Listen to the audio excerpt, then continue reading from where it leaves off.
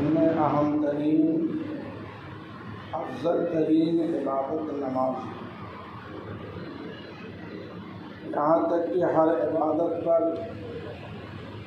جب نماز کی مہر لگتی ہے تو اللہ اس عبادت کو قبول فرماتا ہے۔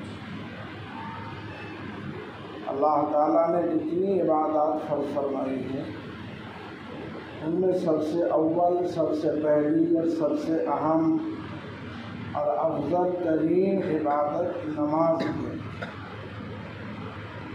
اور نماز کا تعلق بندوں کے لیے ایسا ہے کہ ہر مرحلے میں، ہر کام میں، ہر وقت جس طرح اس کو اللہ کی مدد کی ضرورت ہے تو اللہ کی مدد کے لیے اللہ کی طرف مائل ہونا اور اللہ سے مانگنا یہ ضروری ہے۔ بغیر اللہ کے مانگے ہوئے اور بغیر اللہ کے سامنے ہاتھ پھیلائے ہوئے کوئی ضرورت پوری نہیں ہوگی۔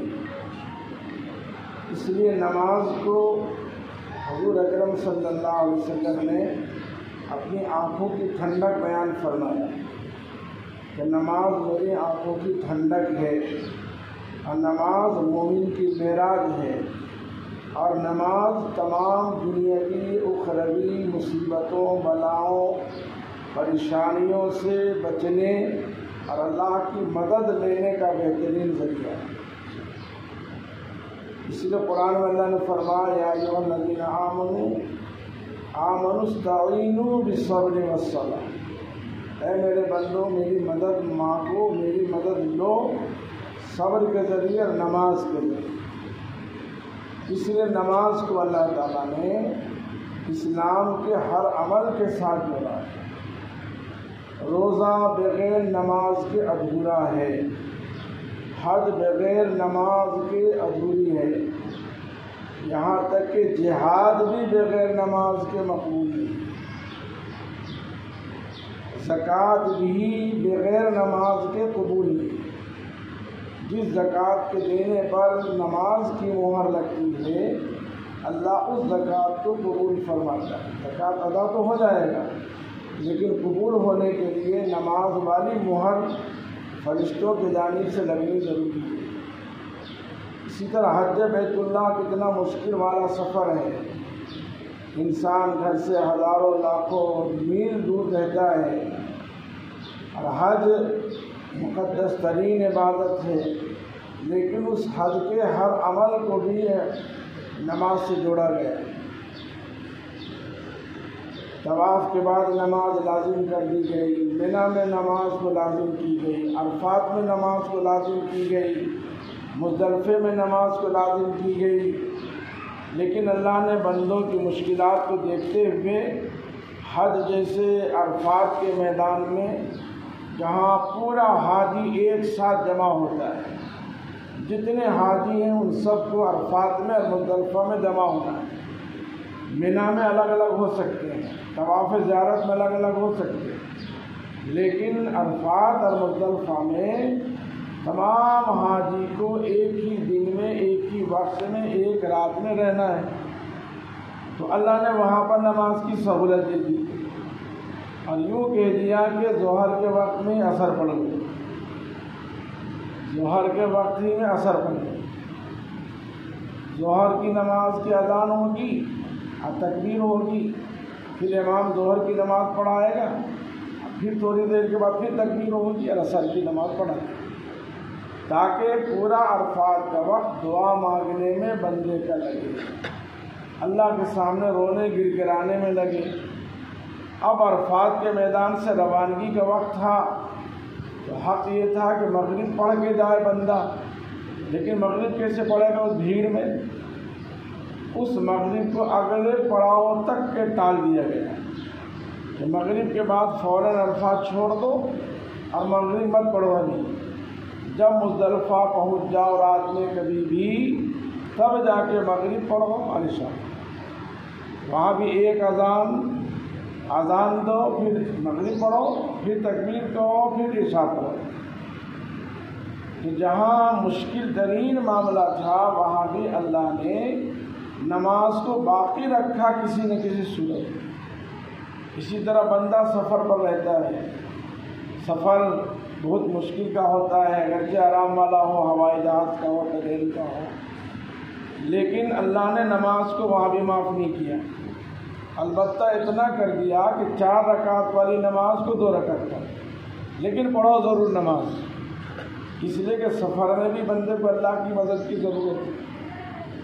اللہ نے ایسا سفر جو 77 کلومیٹر دور کے لیے کوئی گھر سے نکلے تو اپنا شہر کی بارڈر چھوڑتے ہی جو نماز کا وقت پڑھے، اگر وہ 4 رکعت والی نماز ہے تو 2 رکعت پڑھے اور صرف فرض پڑھے، سفر کی حالت میں سنت نفل وغیرہ سب معاف، نہ پڑھنا بہتر ہے، پڑھے گا تو اچھا نہیں ہے۔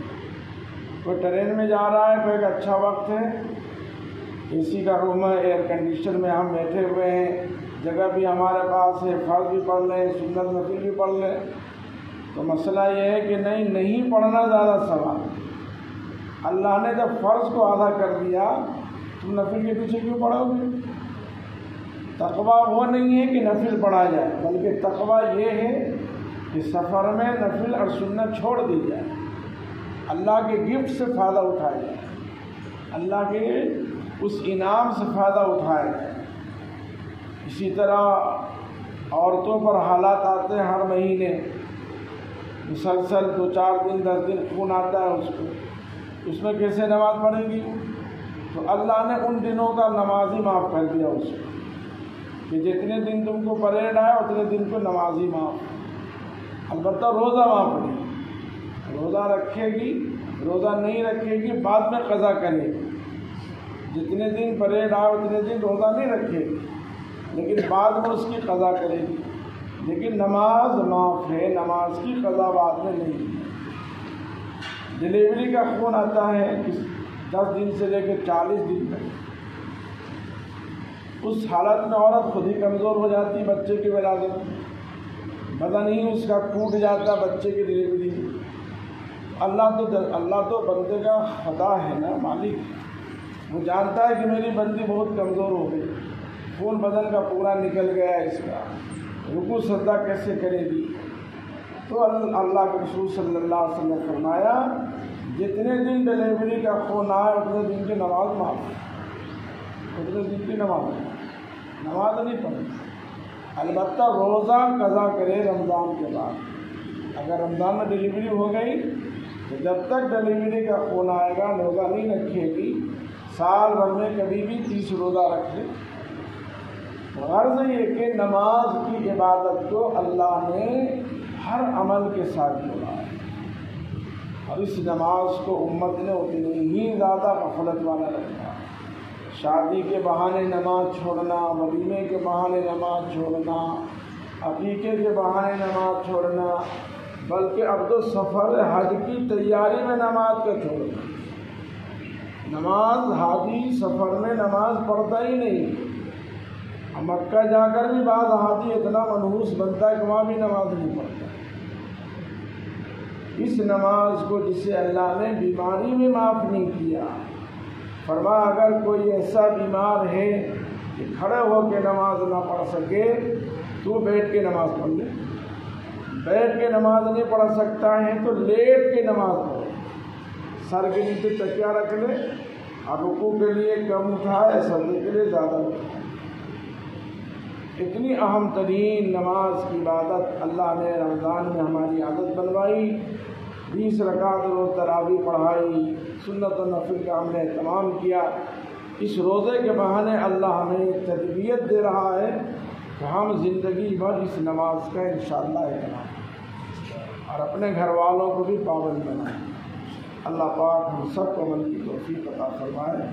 سبحان اللہ وبحمدہ، سبحانک اللہم وبحمدک، نشہد ان لا الہ الا انت نستغفرک۔